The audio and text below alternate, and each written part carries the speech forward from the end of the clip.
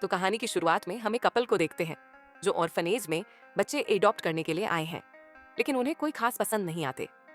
तभी इस ऑर्फनेज से जाते टाइम उस औरत का टोपी उड़ के एक बच्चे के हाथ में चला जाता है जिसका नाम मैगी होता है। अब इसके बाद वो कपल कार में चले जाते हैं, लेकिन तभी तेजी से बारिश होने लगती है। लेकिन तभी वो कपल देखता है कि वही बच्चा एक डॉग को बारिश में भीगने से बचा रहा होता है, जिसके कुछ दिनों बाद वो कपल उसी लड़के को अडॉप्ट कर लेते हैं। अब मैगी को उसका रूम दिखाया जाता है जो कि उसे बहुत ही पसंद आता है। लेकिन उस कपल के बाहर जाने के साथ ही एक बॉक्स से हमारा दूसरा हीरो डाली निकलता है। अब इसके बाद वो दोनों तेजी से रूम को फिक्स करने लगते हैं, लेकिन तभी डैड यहाँ पर पहुंच जाते हैं और देखकर शॉक होते हैं कि मैगी ने अकेले इतने सारे काम को इतने जल्दी कर लिया है। अब शाम में खाना खाने के दौरान डाली तेजी से मैगी के टेबल के नीचे आ जाता है, और जब वो कपल खाना सर्व कर रहे होते हैं, मैगी और डाली अपने पैर और हाथ को इस पोजीशन में करके अपने लोकेशन को ऐसे चेंज करते कि कुछ हुआ ही ना हो। फिर वो कपल कहते हैं, वैसे मैगी तुम्हारे नए कपड़े तुम्हें कैसे लगे? वो तो बहुत ही अच्छे हैं, लेकिन उनका साइज थोड़ा सा छोटा रह गया है, और हो सके तो मेरे लिए सेम ही तरीके के कपड़े लाना, क्योंकि मुझे वही पसंद है। अब रात में मैगी देखता है कि उसके डैड के कंधे में दर्द हो रहा होता है, जिस वजह से वो खुद ही उन्हें मसाज करने के लिए जाता है। लेकिन मैगी अकेले इस काम को नहीं कर पाता है, जिस वजह से डाली भी इस काम में ज्वाइन कर लेता है।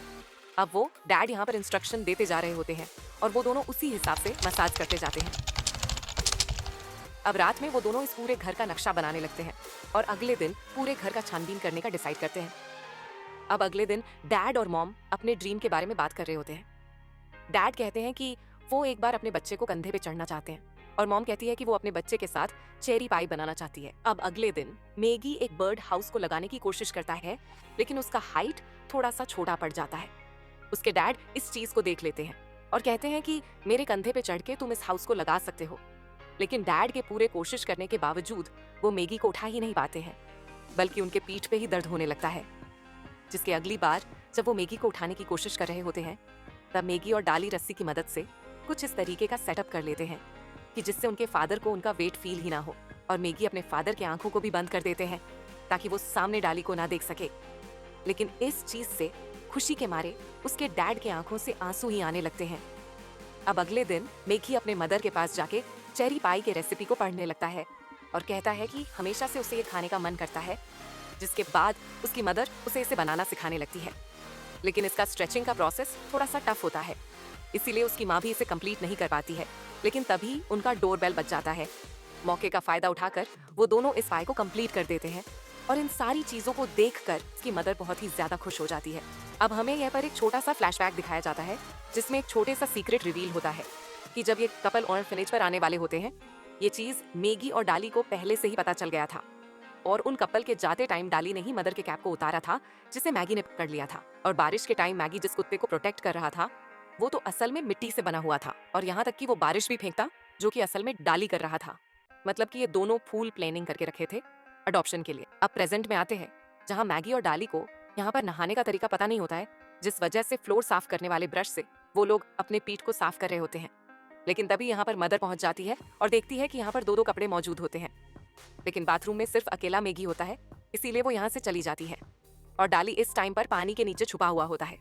अब इसके बाद मैगी अपने मदर के साथ टाइम स्पेंड कर रहा होता है, और तभी उसकी मदर कहती है कि तुम्हारे हेयर्स तो काफी सुंदर है, बिल्कुल किसी प्रिंसेस की तरह। और इस तरीके से टाइम स्पेंड करना मैगी को भी अच्छा लगने लगता है। जिसके बाद मैगी और डाली प्लान करते हैं कि अब वो दोनों के इस पूरे घर की छानबीन करेंगे।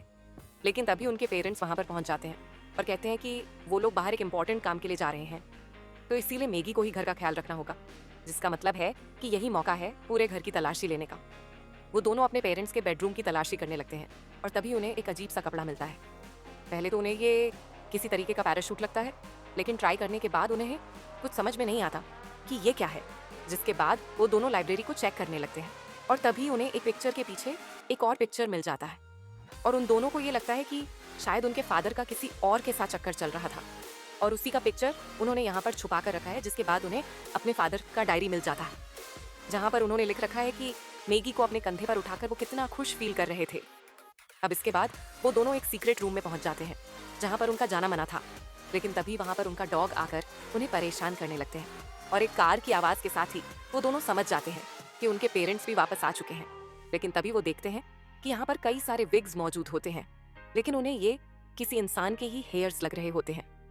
अब इसके बाद मैगी और डाली अपने पेरेंट्स के बातों को सुनने लगते हैं और वहां पर वो किसी पार्टी के बारे में बात कर रहे होते हैं। लेकिन तभी वो दोनों किसी शार्प चीज को घूमते हुए देखकर शॉक ही हो जाते हैं और उन्हें ऐसा लगता है कि पार्टी के दौरान असल में मैगी के हेयर्स को काटा जाएगा। अब अगले दिन डाली अपने प्लान के लिए कुछ सामानों को कलेक्ट कर लेता है। दूसरी तरफ उनकी मदर फादर से कह रही होती कि वो डिसाइड नहीं कर पा रही है कि उन्हें क्या पहनना चाहिए। मैगी वहां पर कहता है कि अगर आप लोग भी मेरी तरह ब्लैक पहन लोगे तो हम सब लोग एक हो जाएंगे, जिस वजह से पार्टी में उनकी पूरी फैमिली ब्लैक ही पहनती है। और तभी ओकावा नाम का एक लड़का ने मैगी को गिफ्ट दे देता है और कहता है कि तुमने बाहर जो बर्ड हाउस लगाया है वो मुझे पसंद आया है। जिसके बाद उसकी मुलाकात मूटो से हो जाती है, जो फ्लैग्स की मदद से सिग्नल देना जानता है।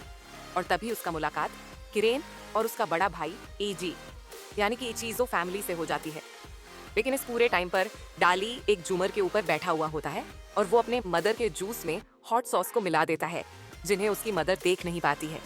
लेकिन उसे पीने के बाद ही उनका मुंह हॉट सॉस की वजह से पूरा लाल हो जाता है और जलन भी होने लगती है। अब यहाँ पर जीन नाम का एक नशीली चीज होता है जो धीरे धीरे काम करता है और मैगी अपने मदर को पानी के नाम पर यही पिलाने लगता है, जिस वजह से उसके मदर का दिमाग घूमने लगता है। जिसके बाद हमें मैगी और डाली के प्लान बी का पता चलता है, जिसमें वो अपने मदर और फादर के ऊपर आग लगाने वाले हैं। और इसके लिए उन्होंने अपने पेरेंट्स के सूट के ऊपर पहले से ही ऑलिव ऑयल को लगा दिया है और अब बस मैग्नीफाइंग ग्लास से उनके ऊपर धूप लगाना है। कितने हरामी बच्चे हैं यार ये।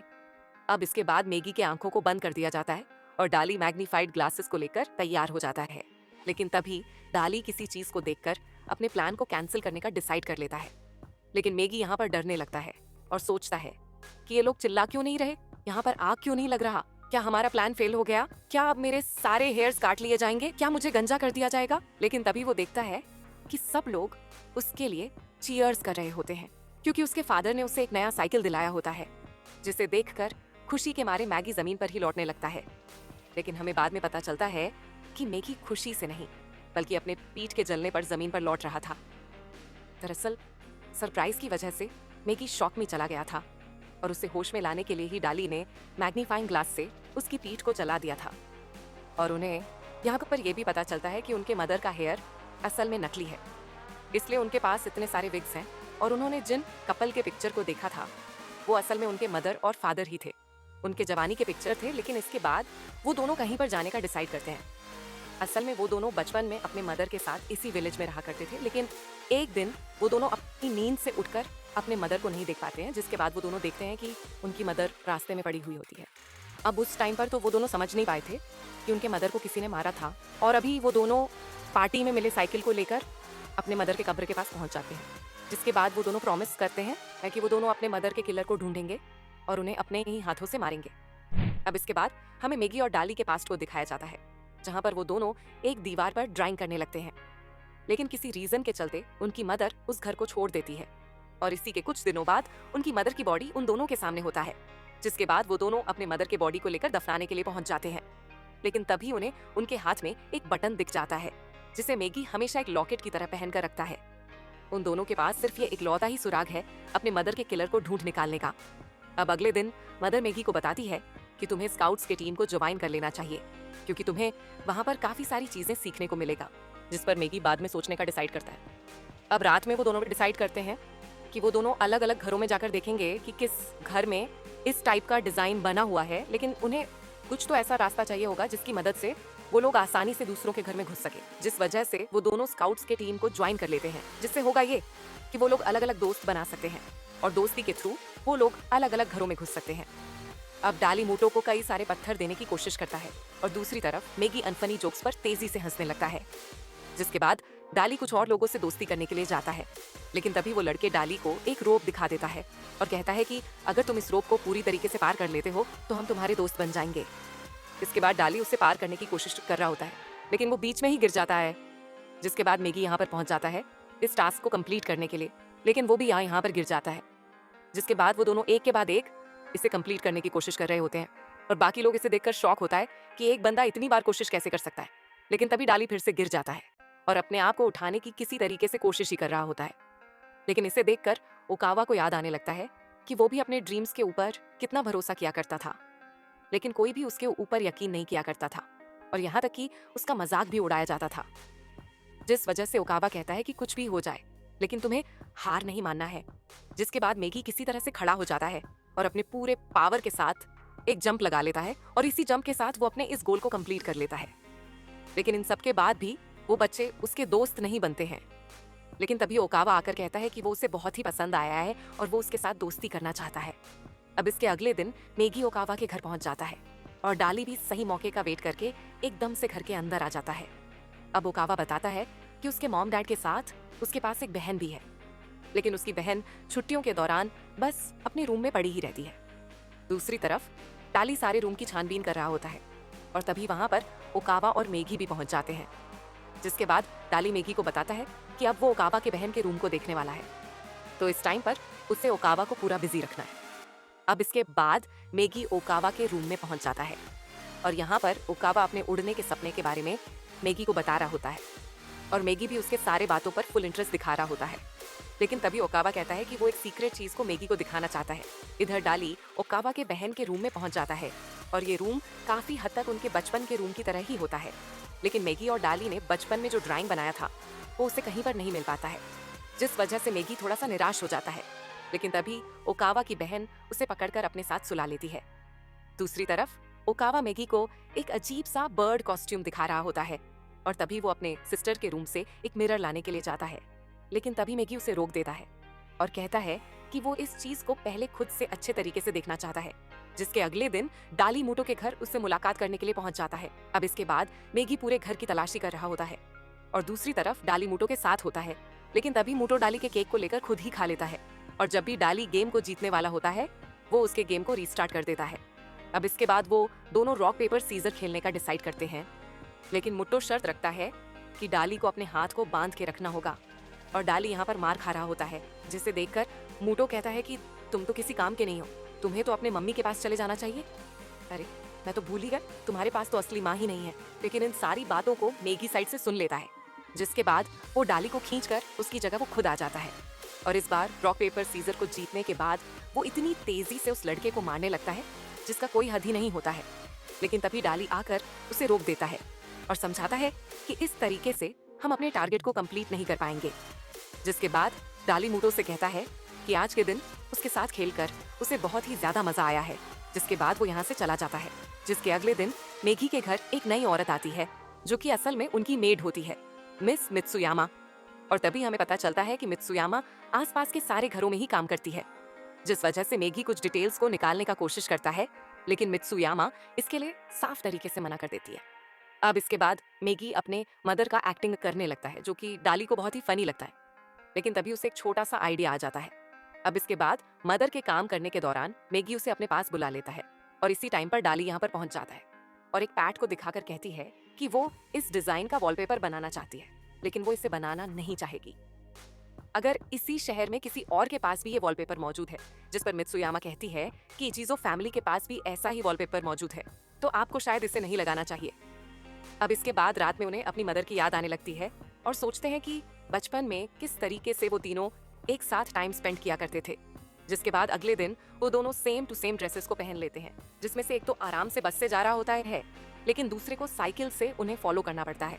अब स्कूल में पता चलता है कि मेगी को 15 रूम मिला है, लेकिन इस टाइम पर वो खुद की जगह इचिज़ो के रोल नंबर को ढूंढने में बिजी होता है और तभी वो देखता है कि इचिज़ो 11 में होता है। और तभी मदर बताती है कि 11 में सिर्फ वही स्टूडेंट जा पाते हैं जिनके पास कुछ अलग टैलेंट होता है।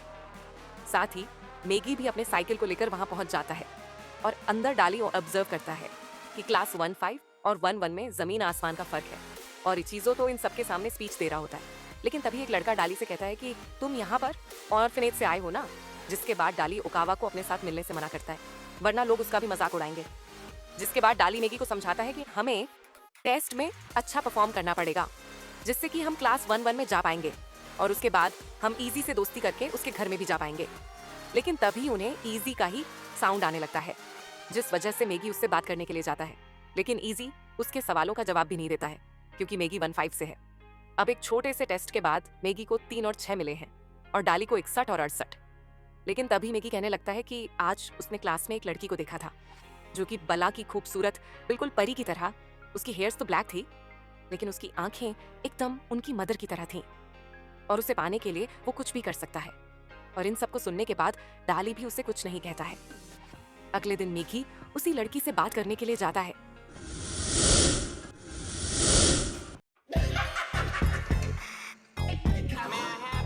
もう一回ママの腹の中からやり直せば。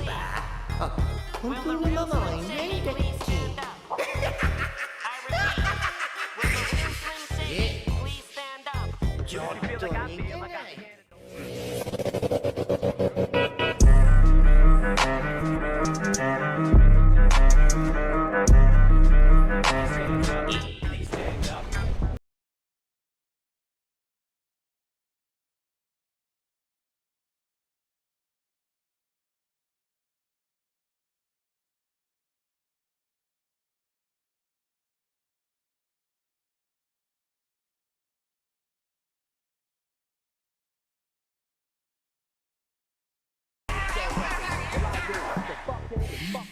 Pulling up black windows when she go down. You must be crazy if you think that I'ma slow down.